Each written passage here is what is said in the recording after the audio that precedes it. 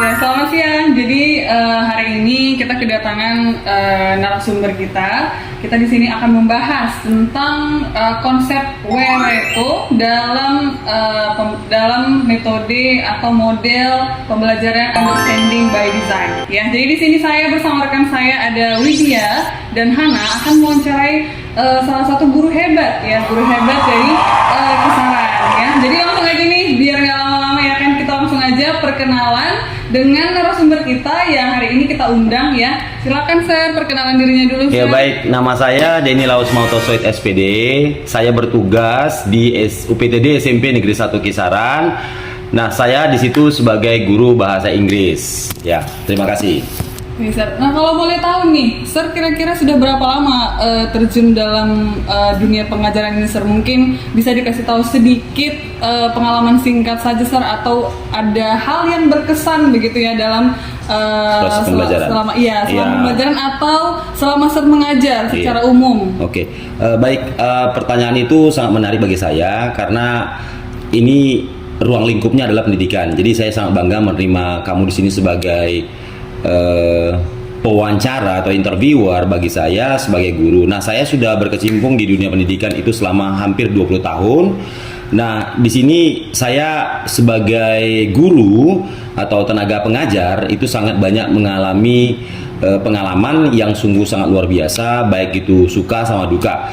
Tapi kalau kita positif mengambil sukanya, karena apa? Dalam saat proses pembelajaran atau kegiatan belajar mengajar, kita mengambil intinya bahwa bagaimana kita membuat suasana belajar itu sangat menyenangkan kepada siswa-siswa dan kepada kolega-kolega kita atau tenaga-tenaga pendidik yang lainnya di ruang lingkup sekolah atau ruang lingkup pendidikan. Itu dia. Baik ya, Sir ya. Jadi sangat menarik sekali ya. Jadi Sir di sini saya mau teman saya saja langsung, rekan saya Hana akan langsung menanyakan beberapa pertanyaan kepada Sir Denny ya. Langsung aja nih Hana, kira-kira kamu mau tahu apa dari Sir Denny? Oke, Sir. Ya, pertanyaan yang pertama, Sir, itu tentang tujuan pembelajaran, Sir. Nah, semisal kalau Sir mengajar deskriptif teks itu, Sir, apa tujuan pembelajaran yang ingin dicapai ketika Sir mengajarkan teks tersebut? Oke, terima kasih buat pertanyaannya, Miss Hana. Nah, saya dalam KBM atau kegiatan belajar mengajar, ketika kita memiliki satu topik yaitu tentang deskriptif teks, itu yang pertama adalah memang bagaimana kita menyampaikan tujuan pembelajaran kepada peserta didik yang sangat spesifik. Kenapa? Karena dengan adanya tujuan pembelajaran, kita itu bisa mencapai apa yang kita inginkan dan apa yang peserta didik inginkan dalam mendapatkan proses pembelajaran dari tutornya atau gurunya. Nah, contoh itu seperti kita membuat deskriptif seperti topik bagaimana ya, hewan atau orang atau benda. Jadi tujuannya supaya mereka itu nyata bahwa bisa membuat deskriptif tadi dalam kehidupan sehari-hari atau kontekstual gitu. Jadi contoh mereka itu mengenal kelinci ya, kita ambil salah satu contoh yaitu kelinci ya. Kita describe-kan itu bagaimana ciri-cirinya, karakternya, dan apa kira-kira yang paling spesifik tentang kelinci tersebut. Jadi mereka atau peserta didik itu dapat membuat deskriptif bentuk hewan yang lain atau tempat atau manusia atau orang dan jenis-jenis yang lainnya. Jadi memang sangat penting ketika seorang pendidik itu memiliki tujuan pembelajaran dalam menentukan topik. Itu ya, Sir. Ya. Oke, berarti itu juga berhubungan kan, Sir, mengapa tujuan itu penting? Itu karena supaya peserta didik itu dapat membuat teks deskriptif lagi yang secara kontekstual gitu ya. Iya, betul ya. Nah, untuk menarik perhatian dan minat peserta didik tersebut, Sir, supaya mereka terlibat dengan ide-ide dalam pembelajaran itu, Sir, gimana caranya, Sir? Nah, kasusnya di sini bagaimana mereka terlibat dalam topik yang kita bawakan sebagai tenaga pengajar atau guru. Nah, bagaimana kita buat supaya topik itu menyenangkan. Nah, saat ini kan Menteri Pendidikan kita mengatakan joyful. Jadi bagaimana kita menyenangkan? Nah, kita pilih mungkin materi atau topik yang bisa berkaitan dengan perilaku mereka gitu. Nah, seperti ada yang kita tanyakan, mungkin mereka memiliki hewan kesayangan atau rumah favorit atau restoran favorit atau tempat-tempat yang favorit yang mereka punya, yang mereka miliki atau mereka lihat yang menyenangkan. Nah, itu yang kita munculkan. Maka sebelum kita masuk kepada materi pembelajaran, untuk materi yang akan datang kita sampaikan bahwa materi yang akan datang adalah kita menyampaikan tentang teks deskriptif. Nah, anak-anak sekalian, peserta sekalian, silakan mencari apa kira-kira yang harus kita jelaskan atau kita describe-kan. Contoh, benda, hewan, atau orang. Nah, mungkin mereka tertarik di situ, tapi bukan mungkin, tapi memang seharusnya mereka tertarik. Karena apa? Kita lepas sama mereka untuk membuat descriptive text dari apa yang mereka sukai, gitu. Ya, Sir, itu pertanyaan dari saya. Oke, baik Sir, untuk pertanyaan selanjutnya ini masih terkait dengan proses pembelajaran di kelas.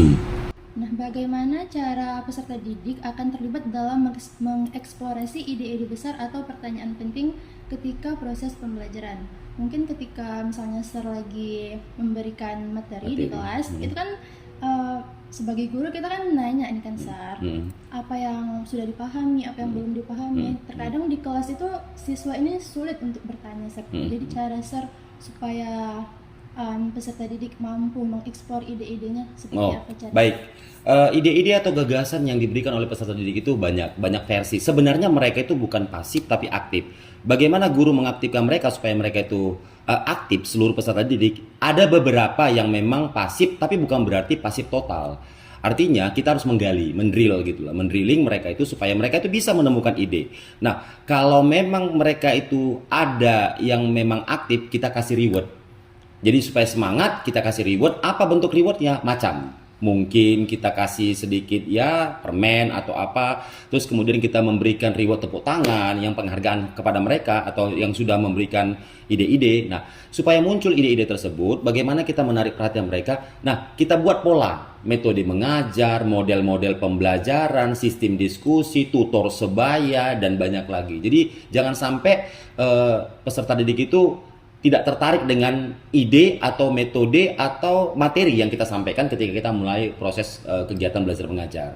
Seperti itulah kira-kira. Jadi apa ide-ide tersebut yang kita timbulkan, maka kita bacalah bagaimana mereka sekarang ini. Kan kadang-kadang kita cari mungkin dari sumber Google. Terus kita selidiki bagaimana sebenarnya zaman sekarang atau metode pembelajaran yang kita lakukan di dalam kelas sehingga mereka itu ketika bertemu dengan kita nggak langsung moody atau bagaimana mereka itu happy, senang dan menyenangkan supaya mereka itu dapat menerima pembelajaran atau materi yang kita sampaikan kepada mereka sampai ke tujuan pembelajaran yang kita inginkan. Oke, jadi tadi menurut Sir itu kalau yang siswanya aktif kita kasih reward. Ya, reward ya. Berupa permen. Ya, apapun yang memang sesuai dengan yang kita sediakan gitu atau rewardnya mungkin dari mereka. Nah, kira-kira kalau ketika bisa menjawab atau dapat menjawab pertanyaan dari Miss atau Sir, nah apa kira-kira kita kasih hadiahnya? Tepuk tangan aja atau apa gitu. Jadi dari kamu juga bisa memberikan hadiah atau reward untuk teman kamu yang memang aktif dalam proses pembelajaran. Jadi kalau yang pasif tadi kita lebih memberi pendekatan. Ya, mungkin approach perlu sama mereka, pendekatan yang emosional, yang bagaimana mereka itu, kenapa mereka itu nggak terima, atau kenapa mereka itu lagi murung, atau apa, itulah perlunya pendekatan kepada peserta didik dalam proses pembelajaran. Oke Sir, pertanyaan selanjutnya Sir, tadi kan misal udah mereka dapatkan nih ide-ide penting ketika proses pembelajarannya. Jadi menurut Sir itu bagaimana mereka kembali merefleksikan ide-ide tersebut di luar proses pembelajaran? Oh, di luar proses. Artinya dalam kehidupan mereka sehari-hari gitu Sir. Makanya pertama adalah tujuan pembelajaran. Nah, tujuan pembelajaran ketika kita menyampaikan tujuan pembelajaran, nah manfaatnya apa bagi mereka ketika kita mempelajari materi yang akan kita sampaikan. Kalau memang tidak ada manfaatnya, maka carilah tujuan pembelajaran yang memang benar-benar manfaatnya ada bagi peserta didik. Sehingga mereka bisa mengaplikasikannya dalam kehidupan sehari-hari atau in daily life. Nah, mereka bisa mengaplikasikannya. Nah, konteksnya mereka itu nyata dengan dunia yang mereka dapat dari dunia akademis sampai mereka dapat di dunia non akademis. Contohnya mereka outdoor di luar. Oh, ternyata bentuk hewan yang seperti ini bisa kita kaji kata sifatnya seperti ini ya. Oh, dia besar, terus kemudian dia lincah, kemudian dia mampu. Nah, itu. Jadi dari proses pembelajaran yang kita lakukan harus ada manfaatnya untuk kehidupan sehari-hari atau ketika mereka di luar lingkup dari akademik atau sekolah gitu. Oke Sir, pertanyaan yang terakhir ini Sir berkaitan dengan penilaian diri dan umpan balik. Nah, kalau umpan balik itu biasa kita sering memberikan di akhir pembelajaran kan Sir. Yeah. Nah, kalau penilaian diri, kira-kira Sir pernah nggak Sir ketika mengajar, misalnya siswanya telah presentasi atau udah unjuk kerja, Iya, terus betul. Sir meminta mereka untuk memberi penilaian atas pertunjukan atau presentasi mereka. Pernah Ini nggak seperti itu? penilaian diri sendiri Iya, atau penilaian secara diri sendiri, Sir. kelompok? Oh, penilaian diri sendiri. Nah, mungkin kita melaksanakan ada beberapa langkah atau memberikan atau membuat langkah-langkah seperti jurnal.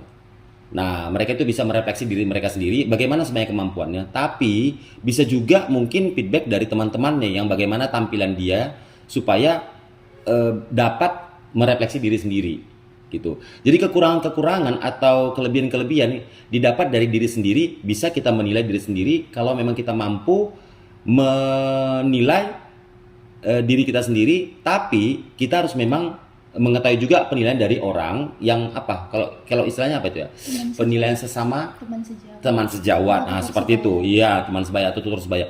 Jadi untuk menilai diri sendiri, kadang-kadang kita memberikan umpan balik sehingga mereka bisa menilai diri mereka sendiri. Kemudian kita juga bisa menyampaikan kepada seseorang atau siswa tersebut dalam penyampaian presentasi, ketika dia mempresentasikan hasil materi atau pembelajaran yang dia sampaikan, itu bisa mungkin kita tanya di mana kira-kira kekurangan, di mana kira-kira kamu yang tidak mampu menyampaikan. Nah, itu perlu kita pendekatan secara pribadi, atau kita bisa juga memanggil secara pribadi 4 mata untuk melaksanakan pendekatan yang bertanya tentang apa kira-kira kekurangan yang sudah peserta didik lakukan supaya mereka bisa merefleksi dirinya sendiri. Ya. Jadi menurut Sir, penilaian diri ini berkaitan dengan penilaian teman sejawat gitu ya, Sir? Kalau menurut saya sih iya, karena memang teman sejawat juga bisa menilai ini, seakhirnya bisa mendapatkan masukan kepada teman sendiri gitu. Oke, Sir, Itu Ida. Oke. Sir. Ya. Oke, jadi di sini coba saya di sini juga ada beberapa pertanyaan nih, Sir, masih terkait tentang pembelajaran ini. Ya. Nah, jadi tadi saya dengar, Sir, bahwa untuk penilaian itu, untuk menilai diri sendiri, Sir melakukan refleksi diri dan juga penilaian antar teman. Ya, sejawat, ya. Jadi kalau misalnya nih, Sir, kalau ditanya tentang penilaian hasil belajar di akhir, kira-kira apa sih Sir yang lakukan atau kira-kira bagaimana prosesnya? Dan juga nih Sir, saya juga mau tahu nih, kira-kira kalau Sir sendiri untuk membuat siswa itu semangat belajar, bagaimana Sir kira-kira dari Sir sendiri? Satu, itu 2 ya pertanyaannya ya. Iya kan? Iya. Satu penilaian ya penilaian. Nah, bagaimana mengevaluasi peserta didik dalam proses akhir pembelajaran? Nah, itu biasa kita lakukan, yaitu ada beberapa evaluasi penilaian yang kita harus lakukan kepada peserta didik, baik itu secara kelompok maupun pribadi. Nah, tergantung apa yang kita buat penilaiannya. Kalau memang pribadi, nah kita buat pribadi. Tapi sebelum kita melaksanakan penilaian tersebut, kita udah tahu bobot soal atau soal yang kira-kira di kelas tersebut bisa nggak kita lakukan seperti ini. Kalau memang terlalu tinggi, yang jenisnya sekarang mungkin ada C1, C2, C3 ya, taksonomi belum. Nah, sepertinya kita memahami C1, C2, C3 tersebut supaya memang hasilnya memuaskan. Nah, ketika siswa itu mendapatkan nilai yang memuaskan menurut standar kita atau rubrik penilaian kita, maka mungkin kita memuaskan juga sebagai guru, maka guru tersebut berhasil. Nah, setiap KBM atau kegiatan belajar mengajar, kita harus memberikan penilaian. Itu wajib setiap guru, karena kita mengukur sampai di mana, sampai seberapa jauh mereka itu sudah memahami pembelajaran atau topik atau materi yang kita lakukan gitu. Nah, sehingga kita dapat mengukur mereka. Kalau ada beberapa yang gagal, nah ini tugas kita. Bagaimana merefleksi mereka, bagaimana meremet mereka, bagaimana proses kita supaya mereka itu bisa mencapai minimal standar nilai yang sudah kita tentukan. Nah, kalau memang gagal total yang kedua, inilah yang kita cari solusinya. Mungkin kita buat jurnal yang bentuk sifatnya kendala-kendala apa yang mereka dapat. Nah, mungkin salah satunya adalah mereka itu ya ada mungkin yang latar belakang keluarga, kemudian mereka itu nggak fokus, nggak konsentrasi, yang memang dia mungkin kerja lah, yang mungkin nggak tidur lah karena memang stay up, menginap gitu, yang memang begadang dari segala macam. Jadi itu kita harus cari. Nah, yang kedua tadi tentang masalah semangat belajar. Nah, bagaimana kita membuat semangat belajar peserta didik itu tergantung dengan situasi. Makanya kadang-kadang guru tersebut, kenapa mereka itu nggak bisa buat semangat? Mungkin gurunya sendiri belum mengintrospeksi diri bahwasanya dirinya itu gimana ya menghadapi siswa atau peserta didik. sehingga anak-anakku kok nggak semangat ya belajar ini. Satu, yang kedua situasional. Jangan langsung masuk materi gitu. Jadi seolah-olah apa ya kita buat ya sama mereka ya. Mungkin segelumit kecil-kecil mungkin just a little bit here to tell something about their life gitu loh. Mungkin apa yang semalam loh Siano gitu. Itu interaksi yang tanpa sengaja kita buat pendekatan kepada mereka, tapi itu kayaknya bermanfaat bagi siswa. Nah, ketika ada murid yang agak sedikit apa ya murung atau apa, itu perlu kita tanya. Jadi jangan ketika masuk guru langsung juk absen, juk masuk materi, juk masuk, itu membosankan.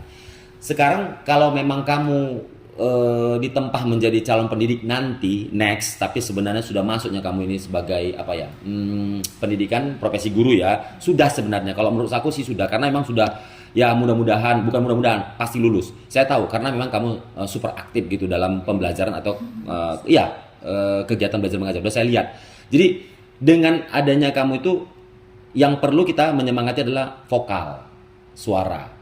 Kadang suara ini memang simpel gitu. Seolah-olah kayaknya kita, ngapain juga suara kuat. Karena memang kita menghadapi lebih dari satu murid. Kalau kecuali kita privat seperti ini, mungkin bisa silent. Nah, suaranya pun nggak pernah loudly gitu. Tapi yang pasti kalau misalnya kita menghadapi lebih dari satu, itu memang volume suara, bukan maksudnya langsung maksimal ya, tapi yang pasti perlu gitu. Makanya saya semalam, ada teman kamu si Amin itu terkejut saya ketika dia masuk 76 suaranya gitu vokal, saya kencang juga suara dia gitu. Jadi yang pertama adalah itu. Nah, menyemangati tadi bagaimana peserta didik itu kan pergantian les, atau les pertama, atau situasi baru libur. Kita harus baca lah, jadi situasional. Jangan langsung ujuk-ujuk masuk, begini mati gitu. Nah, ice breaking perlu, ya perlu. Tapi ice breaking yang gimana? Yang jangan ribet. Kalau saya baca, anak sekarang itu kayaknya nggak suka diribetkan. Itu juga, zamannya sekarang ini nggak suka diribetkan. Jadi intinya bagaimana membuat mereka itu joyful atau menyenangkan. Nah, kita bacalah situasi. Masuk ke kelas itu mungkin ya salah satunya adalah faktor kebersihan, terus kemudian pujian kepada mereka. Yang memang kamu anggap pun rendah atau tidak terlalu smart atau bijak, yang kita kategorikan mungkin bukan bodoh ya, kurang kemampuannya. Mungkin ya kan nggak semua bahasa Inggris itu diminati oleh peserta didik. Akhirnya kita menuntut sama mereka tuh, apa kira-kira nak hari ini semalam kamu gitu. Jadi ada pendekatan secara individu supaya dia tetap semangat untuk masuk ke materi pembelajaran bahasa Inggris. Itu dia. Jadi berarti suara itu perlu ya, Sir? Ya, suara salah si satunya. Makasih terkejut semalam. ini suaranya tinggi. Iya, semalam kan saya terkejut Aminah. Loh, berarti vokal juga ya gitu saya. Ini Aminah gitu. ya, Iya, Aminah. Vokal dia. Dia apa? Batak kan? Iya kan, Batak. Oh iya, Batak Mandailing. Iya, udahlah. Iya, saya terkejut semua waktu di 76 dia. Waktu congklak quiz ya, English quiz. Oke. Orang-orang Batak memang terkenal. Iya. Louder lah pokoknya, louder. Oke. Nah, Sir, berarti yang Sir katakan tadi seperti refleksi itu juga termasuk membantu mereka untuk melihat dan mempelajari apa yang perlu diperbaiki. Benar, refleksi itu penting banget di saat proses pembelajaran sudah selesai. Karena kita ngaca, bukan bagi peserta didik juga, tapi bagi guru juga perlu refleksi. Nah, kita ambil penilaian dari mereka mungkin. Nah, anak-anak apalah kira-kira kekurangan, nggak apa-apa. Mereka menilai. Makanya selalu itu, ketika awal masuk, refleksi dulu. Apa kira-kira kekurangan Sir? Apa kira-kira masukkan semua? Tapi ternyata kebanyakan pujian. Cuman satu, kecepatan ngomong Sir. Itu memang yang harus di-rem sedikit, di-break. Itu mereka yang kayaknya agak, terus harus sabar ya Sir ngajar kami bahasa Inggris. Kembali lagi ke bahasa Inggris, bahwa bahasa Inggris itu adalah momok bagi mereka. Itu tadi. Jadi ini juga Sir, jadi salah satu fokus juga di kelas itu kan Sir ada beberapa siswa yang terdiri dari beragam karakter ya, dan mungkin betul. latar belakang dan mungkin pengetahuan awal seperti mereka mungkin kurang bisa membaca atau menulis. Jadi kira-kira untuk menghadapi situasi yang seperti itu bagaimana sih Sir kalau Sir sendiri? Kalau saya yang kurang bisa mampu dalam literasi, itu memang perlu kita adakan pendekatan secara pribadi bagaimana mereka itu bisa minimal bisa berliterasi ya. Tapi nggak kita berharap sama peserta didik tersebut langsung mampu. Karena apa? Yang kita ajarkan, yang kita sampaikan, yang kita ampuh adalah mata pelajaran bahasa Inggris. Nggak segampang itu karena memang literasi dalam bahasa Indonesia pun dia kurang. Nah, cara menghadapi ini kita harus memang konsultasi kepada orang tua. Yang pertama, kalau memang kita diberi izin dari pihak sekolah gitu kan, terus mengadakan pendekatan. Nah, kemudian kita sampaikan mungkin kepada yang berwenang, seperti mungkin ada tugas khusus dari bimbingan konseling yang selalu ada siap untuk bagaimana mereka itu menghadapi permasalahan dari peserta didik. Nah, yang ketiga ada beberapa mungkin yang kita harus discuss dengan, kalau sudah nggak mampu, discuss sama kepala sekolah bagaimana tindak lanjutnya. Karena memang sekarang ini juga UPTD SMP Negeri 1 Kisaran itu tetap menerima siswa yang inklusif. Nah, akhirnya ini yang menjadi dilema bagi kita guru, karena pada dasarnya, basicnya kita nggak memiliki kemampuan untuk mengajar peserta didik yang inklusif. Jadi bagaimana kita mengatasi itu tadilah pendekatan, kemudian kita konsultasi kepada BK, kemudian kita ke orang tuanya juga bagaimana progresnya nanti. Nah, kita ikuti terus sampai bisa atau memang hampir bisa. Kita nggak bisa memaksa untuk semaksimal mungkin untuk orang yang literasinya kurang. Kalau kita katakan dulu illiterate ya, buta huruf. Tapi kalau saya baca dari survei atau buku atau sumber dari Google itu udah berkurang, udah memang jauh lebih yang dibandingkan 0, sekian persen atau berapa ya gitu ya, yang sekarang illiterate, yang buta huruf, karena mungkin sudah banyak yang bisa membaca. Terus kira-kira waktu Sir mengajar, kira-kira pernah nggak Sir ada mungkin 1 atau 2 siswa yang mereka itu salah nangkap ketika Sir mengajar, salah nangkap materi maksudnya, misalnya mungkin kayak mereka yang ditangkap mereka itu berbeda dari yang Sir mau, kira-kira itu pernah nggak Sir? Pernah. Itu, atau nggak pernah? Pernah. Untuk mencapai hasil belajar yang maksimal bagi siswa-siswa tersebut Sir, kira-kira bagaimana cara Sir itu dalam menyusun atau mengatur urutan kegiatan belajar mengajar? Kalau urutan kegiatan mengajar itu adalah yang pertama itu tadi, tujuan pembelajaran. Itu harus benar-benar jelas. Nah, kemudian yang berikutnya adalah bagaimana metode pembelajaran atau mode-mode pembelajaran yang kita keluarkan dan sesuaikan dengan karakter peserta didik. Udah. Yang berikut adalah pola pembelajaran yang kita lakukan dalam kelas adalah pola apa? Diskusi, kolaborasi itu penting supaya teruntut dia. Nah, berikut adalah bagaimana cara kita melaksanakan proses pembelajaran itu dengan santai, terus tidak tertekan bagi peserta didik supaya kita bisa mencapai hasil yang maksimal gitu. Nah, ada beberapa lagi mungkin, yaitu tadi yang pertama yang harus kita apakan adalah bagaimana kita pola diskusi, kolaborasi itu paling penting supaya mereka itu tetap bisa berdiskusi dengan karakter-karakter yang berbeda. Bukan berarti kita satukan yang dominan itu kemampuannya satu. Nah, artinya disitulah kita merandom mereka supaya mereka bisa mencapai hasil yang maksimal ketika kita nanti meminta mereka untuk presentasi di kelas, sehingga hasil pembelajaran bisa maksimal. Terima kasih. Oke, baik ya. Jadi sungguh mengesankan ya jawaban dari beliau ya tentang pembelajaran tersebut ya kan, Hana gitu ya. Terima kasih. Jadi kira-kira dari Hana dan Widya masih ada yang mau ditanya nggak sama narasumber kita kali ini? Silakan. Oh ya, Apa kira-kira? tadi berkaitan balik lagi lah tadi ya kan. Yang kedua tadi itu tentang supaya peserta didik tertarik gitu kan, Sir. Nah, kalau misalnya ketika Sir sudah mau, tadi kalau saya tidak salah Sir menjelaskan supaya mereka tertarik itu dengan memberikan contohnya deskriptif teks tentang penyiaran mereka gitu kan. Yang sesuai, kalau seandainya peserta didik tersebut tidak juga tertarik, sudah dilakukan seperti itu, Sir, gimana sih cara? Sudah tidak tertarik, Sir sudah melakukan seperti itu. Kita Sir. lempar materi sama mereka. Ya. Mereka ngambil materi yang mereka sukai. Contohnya orang, kemudian hewan, kemudian benda gitu. Nah, terakhir mereka tidak tertarik juga. Ya, nah, bisa.